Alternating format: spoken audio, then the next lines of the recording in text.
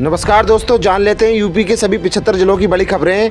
इससे पहले आप हमारे चैनल को सब्सक्राइब करके वीडियो को लाइक कर दें और हमें ये बताएं कि आप ये वीडियो किस जिले से देख रहे हैं। UP weather today. बनारसी कानपुर में तापमान गिरा, कोहरे की चेतावनी, आईएमडी ने जारी किया अलर्ट। उत्तर प्रदेश में मौसम में बदलाव देखने को मिल रहा है। बनारसी और कानपुर में तापमान में गिरावट दर्ज की गई। 5 राज्यों में एसआईआर की समय सीमा बढ़ी। एमपी छत्तीसगढ़ में 18, यूपी में 26 दिसंबर तक भर सकेंगे। पहले 11 दिसंबर थी लास्ट डेट। इस जिले में रडार पर है 20,000 राशन कार्ड धारक, पात्रता सूची से हो सकते हैं बाहर। उत्तर प्रदेश के हरदोई जिले में 20,000 राशन कार्ड विभाग की रडार पर आ गए हैं। भारत सरकार की जांच में निर्धारित वार्षिक आय से अधिक आय होने पर इनकी जांच कर सूची से बाहर करने के निर्देश दिए गए हैं। लखपति बन रही दीदिया, 4.5 लाख ग्रामीण महिलाओं ने बदली गाँव की तस्वीर। समस्तीपुर जिले में जीविका योजना के तहत 4.5 लाख महिलाओं ने व्यवसाय शुरू कर अपनी आय दोगुनी की है, जिसमें से 1 लाख से अधिक महिलाएं लखपति दीदी बन चुकी हैं। इस योजना के तहत महिलाओं को ऋण परीक्षण और वित्तीय प्रबंधन की जानकारी दी गई है। गर्भवती महिलाओं को मिलते हैं पूरे 11,000 रुपए। जानिए मोदी सरकार की इस स्कीम का पूरा प्रोसेस। अगर आप या आपके परिवार में कोई महिला गर्भवती है और अभी तक मोदी सरकार की इस महत्वपूर्ण योजना का लाभ नहीं लिया है, तो ये सच है कि आपके लिए बड़ी चूक हो चुकी है, क्योंकि प्रधानमंत्री मातृ वंदना योजना देश की उन महिलाओं के लिए वरदान है जिन्हें गर्भावस्था और प्रसव के दौरान आर्थिक सहारे की सबसे ज्यादा जरूरत होती है। 30,000 शिक्षा मित्रों की घर वापसी, 8 साल बाद मूल स्कूल में लौटने का सपना पूरा। उत्तर प्रदेश के हजारों शिक्षा मित्रों के लिए अच्छी खबर है। जिन शिक्षा मित्रों ने सालों से अपने गांव घर से ड्यूटी की है, वो अब उनका इंतजार खत्म। जल्दी ही वो अपने मूल स्कूल या घर के पास वाले स्कूल में बच्चे पढ़ाते नजर आएंगे। किस बात पर नाराज होकर द्वारका पीठ ने शिविर लगाने से किया इनकार, 20 दिसंबर तक का दिया अल्टीमेटम। प्रयागराज में माघ मेला 2026 के लिए भूमि आवंटन में देरी से नाराज द्वारका पीठ ने 20 दिसंबर तक भूमि न मिलने पर शिविर न लगाने की चेतावनी दी है। लक्ष्य से बेहाल मुरादाबाद मंडल, धान खरीद में रामपुर सबसे ठंडा, बिजनौर संभल ही क्यों है हॉटस्पॉट। मुरादाबाद मंडल धान खरीद के लिए लक्ष्य से पीछे है। रामपुर में धान की खरीद सबसे कम हुई है, जबकि बिजनौर और संभल हॉटस्पॉट बन गए हैं। खरीद में कमी के कारणों की समीक्षा दूर की जा रही है।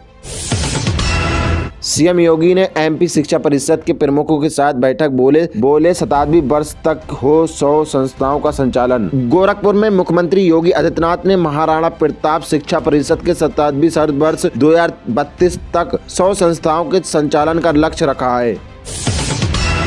बिहार लैंड बैंक, हर जिले में बनेगा लैंड बैंक। 100 करोड़ के निवेश पर 10 एकड़ जमीन मिलेगी मुफ्त। बिहार के उद्योग मंत्री दिलीप जायसवाल ने कहा है कि आने वाले 5 वर्षों में उद्योग के क्षेत्र में 50 लाख करोड़ रुपए का निवेश किया जाएगा, जिससे रोजगार के अवसर पैदा होंगे। सरकार कानून का राज, अपराध मुक्त और रोजगार युक्त बिहार बनने जा रहा है। उत्तर प्रदेश में बनेगा भारत का innovation hub. AI, blockchain, medtech सहित 7 सेंटर ऑफ एक्सीलेंस को मिली मंजूरी। उत्तर प्रदेश सरकार द्वारा नवाचार, अनुसंधान और आधुनिक तकनीकी को बढ़ावा देने जा रही है। प्रदेश में 7 सेंटर ऑफ एक्सीलेंस भारत की तकनीकी अर्थव्यवस्था में अग्रणी भूमिका निभाएंगे और स्टार्टअप क्रांति को गति देंगे।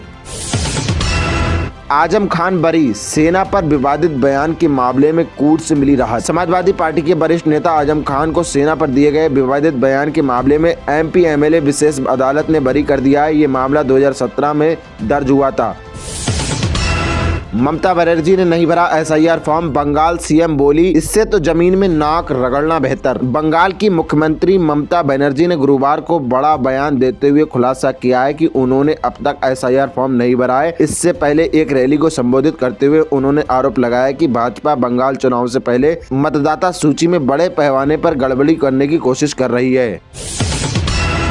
उमर खालिद को इन शर्तों पर मिली अंतरिम जमानत, बहन की शादी में शामिल होगा। उत्तरी पूर्वी दिल्ली में साल 2020 की फरवरी में हुए दंगों की साजिश रचने के आरोप में जेल में बंद जेएनयू के पूर्व छात्र नेता उमर खालिद को गुरुवार को अंतरिम जमानत मिल गई। उमर पिछले 5 साल से जेल में बंद और लगातार बेल के लिए अप्लाई कर रहा है, लेकिन उन्हें अब तक सफलता नहीं मिल सकी।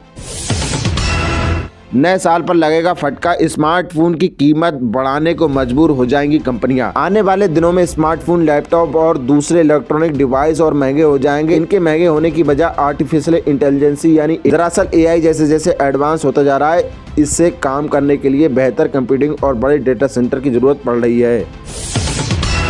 5 साल में 1 लाख रुपए को बना दिए 12.63 करोड़ रुपए। गुजरात की कंपनी अडानी भी हैं इसके कस्टमर। गुजरात की एक कंपनी ने 5 साल में 1 लाख रुपए को 12.63 करोड़ रुपए में बदल दिया। इस कंपनी के कस्टमर्स में अडानी भी शामिल है। इस कंपनी में निवेशकों को बहुत ही शानदार रिटर्न दिया है ये, जिससे चर्चा में आ गई। ये कंपनी गुजरात में स्थित है और इसने निवेशकों को मालामाल कर दिया। रुपया अमेरिकी डॉलर के मुकाबले 59 पैसे कमजोर होकर रिकॉर्ड निचले स्तर पर पहुंचा। गिरावट का कारण, कल रुपया अमेरिकी डॉलर के मुकाबले 59 पैसे कमजोर होकर रिकॉर्ड निचले स्तर पर पहुंच गया। इस गिरावट का मुख्य कारण विदेशी पूंजी की निकासी और वैश्विक बाजार में जोखिम से बचने की संभावना है। लखनऊ में अब तक 62,271 रूफटॉप सोलर हुए इंस्टॉल। सौर ऊर्जा के क्षेत्र में बनाया नया रिकॉर्ड। लखनऊ में सौर ऊर्जा के क्षेत्र में एक नया रिकॉर्ड बना है, जहां 62,271 रूफटॉप सोलर इंस्टॉल किए गए। जब ये उपलब्धि शहर के नवीकरण ऊर्जा के प्रति बढ़ती जागरूकता और उपयोग को दर्शाती है।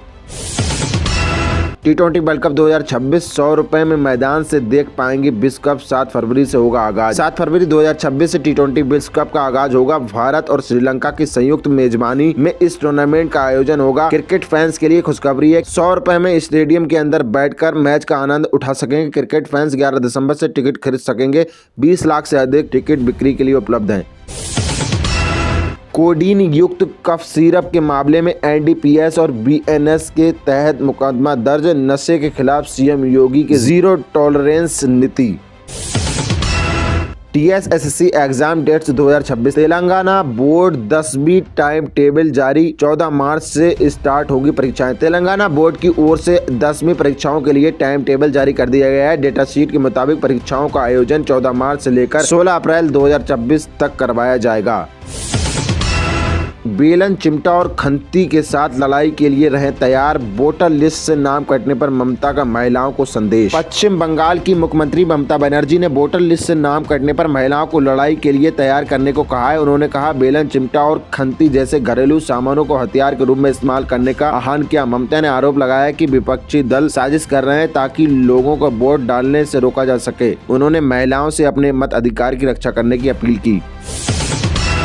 इंडिगो ने किया मुआवजा राशि का ऐलान। इन यात्री को 10-10 हजार देगी airlines company. Indigo airlines company ने कुछ यात्रियों को मुआवजा देने का ऐलान किया है। ये मुआवजा उन यात्रियों को दिया जाएगा जिनकी उड़ानें देरी से थीं या रद्द हो गई थीं। एयरलाइन कंपनी प्रत्येक यात्री को 10-10 हजार रुपए का मुआवजा देगी। फर्जी कागजात और बिल से 65 करोड़ की लूट। मीठी नदी घोटाले में 2 ठेकेदार गिरफ्तार। मुंबई पुलिस की आर्थिक अपराध शाखा ने मीठी नदी की सफाई में 65 करोड़ रुपए के घोटाले में 2 ठेकेदारों को गिरफ्तार किया। आरोप है कि ठेकेदार ने जाली कागजात और फर्जी हस्ताक्षर करके बीएएमसी को चूना लगाया है। जांच में फर्जी फोटो और वीडियो भी मिले। इस मामले में अब तक कुल 5 गिरफ्तारियां हो चुकी हैं।